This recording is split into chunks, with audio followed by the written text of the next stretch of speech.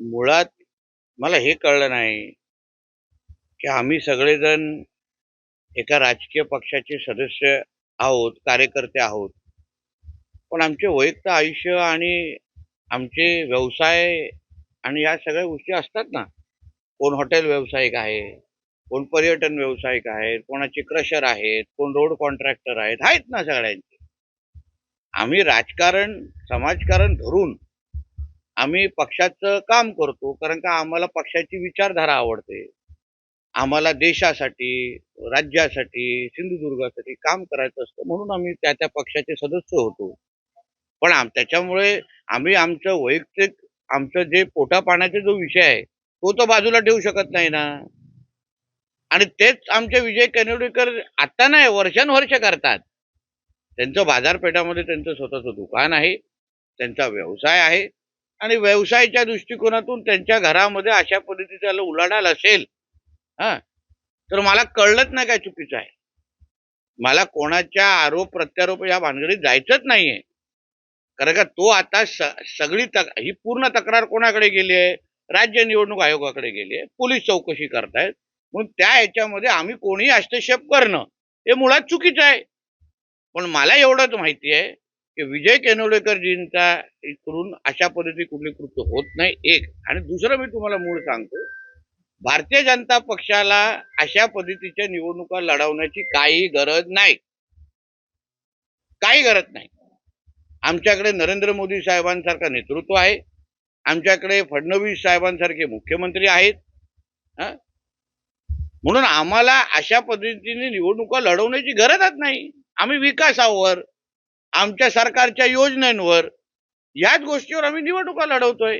आणि म्हणून हे जे काय प्रकार घडला, त्या बाबतीमध्ये आता राज्य निवडणूक आयोग आणि पोलीस खात्यातून उलगडा होईल. त्याच्यावर कळेल पुढे काय काय होत आहे.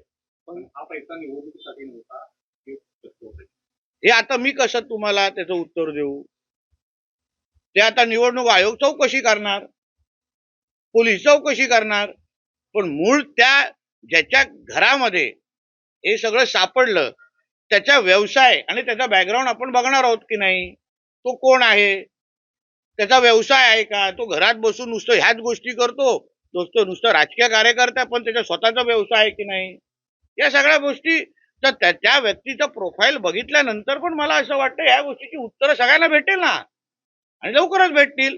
जे काही चौकशी निवडणूक आयोग करेल, जे काही चौकशी आमची पोलीस करतील, ते निपक्षपातीने असेल, स्पष्ट असेल, कोणाची बाजू न घेता पारदर्शक पद्धतीने असेल. आणि आता नुसत्या एकच तक्रारी नाही, सगळ्या तक्रारींवर निपक्षपाती होणार, पारदर्शक होणार. सगळ्या ज्या तक्रारी आता ह्या पुढे होतील ना, आमची हीच अपेक्षा राज्य निवडणूक आयोगाकडे असेल. सगळ्यांच्या ज्या तक्रारी या पुढच्या 3-4 दिवसामध्ये येतील, त्या तशाच पद्धतीने निपक्ष पद्धतीने चौकशी व्हावी. कारण जे म्हणतात ना, हमाम में सब नंगे होते, विचारपूर्वक या सगळ्या गोष्टी झाल्या पाहिजे. आणि म्हणून त्या पद्धतीने पुढे जात असताना मला विश्वास आहे, ज्या पद्धतीने भारतीय जनता पक्ष, आमचे प्रदेश अध्यक्ष आणि एकंदरीत आमचा पक्ष म्हणून ते पैसा वाटूनच मसलपार काही गरज नाही हो. आमचे घराघरामध्ये लाभार्थी एवढे मोदी साहेबांचे, फडणवीस साहेबांचे आणि या सगळ्यांचे तयार आहेत ना. आमच्या लाडकी बहीण योजना क्या असेल किंवा शेतकरी सन्मान असेल, एवढे लाभार्थी घराघरामध्ये तयार आहेत ना. वेगळं काय त्यांना द्यायचीच गरज नाहीये. सरकारच्या योजना माध्यमातूनच त्यांना भरपूर त्यांच्या पात्रतेच्या अनुसार त्यांना मदत किंवा लाभ सरकारकडून देत आहे. या प्रश्नाचं राजकारण त्यांना काय उत्तर मुळात तुम्हाला सांगतो, ही निवडणूक आम्ही विकासाच्या अजेंडावर घेऊन जातोय, लढवतोय, मतदारांच्या समोर जातोय. आणि म्हणून कोणी कितीही प्रयत्न केले, ते सिंधुदुर्ग जिल्ह्याच्या निवडणुका या विकासाच्याच अजेंडावर लढवल्या जाणार. प्रत्येकाला आपल्या आपल्या पद्धतीने आरोप करण्याचे अधिकार आहे. पण भारतीय जनता पक्ष म्हणून आमच्या प्रदेश अध्यक्षांची भाषणं बघा, माझी स्वतःची पालकमंत्री म्हणून भाषणं बघा, आमच्या जिल्हाध्यक्ष असून प्रत्येक आमचा उमेदवार हा फक्त विकासाच्याच मुद्द्यावर आम्ही बोलणार. आणि 30 तारीख संध्याकाळी 5 वाजेपर्यंत जोपर्यंत प्रचार संपत नाही, आमच्या तोंडातून मुखातून फक्त विकासाचाच अजेंडा, सिंधुदुर्गचा मतदार म्हणजे ह्या चारही शहरामध्ये राहणारा मतदार हाच आमचा केंद्रबिंदू आहे. याच्या सगळ्याची उत्तर आता मुळामध्ये याची सगळी उत्तर निवडणूक आयोग देईलच तुम्हाला. जेव्हा ही केस चालेल, त्याची चौकशी होईल तेव्हा देईल. पण त्यामुळे आम्ही आमची निवडणूक भरकटायला देणार का? कितीही कोणी प्रयत्न केले तरी आम्ही निवडणूक भरकटायला देणार नाही. ही निवडणूक फक्त विकासावर लढवणार. सर तुमचा अध्यक्ष सिंधुदुर्ग जिल्ह्यामध्ये दाखल झाले आणि त्यानंतर एक तो राजकीय आरोप आहे बाबा. 7 ते 8 ठिकाणी अरे बाबा, तो राजकीय आरोप आहे. शिवसेनेचे नेते उदय सामंत पण येऊन गेले. मग आम्ही विचारू का कशाला आलेले ते? नुसतेच आलेले काय सांता क्लॉज बनून आलेले? विचारू का? विचारू का? कारण का आम्हाला त्या नेते येतात, नेते नेते आहेत ते प्रदेशाध्यक्ष, आमच्या पक्षाचे प्रदेशाध्यक्ष आहेत. चव्हाण साहेबांनी पुन्हा कोकणामध्ये ज्या पद्धतीने भारतीय जनता पक्ष रुजवला, लोकसभा विधानसभा ज्या पद्धतीने तेव्हा महायुती म्हणूनच काम केलं ना, तेव्हा हेच चव्हाण साहेब होते. आणि आताही ते राज्याचे प्रदेशाध्यक्ष आहेत. आणि म्हणून कोणी आमच्या जिल्ह्यामध्ये अगर येत असतील, प्रचारासाठी येत असतील, राज्याचं आमचं नेतृत्व आहे ते भारतीय जनता पक्षाचं, त्याच्यावर मला नाही वाटत आक्षेप घेतला पाहिजे.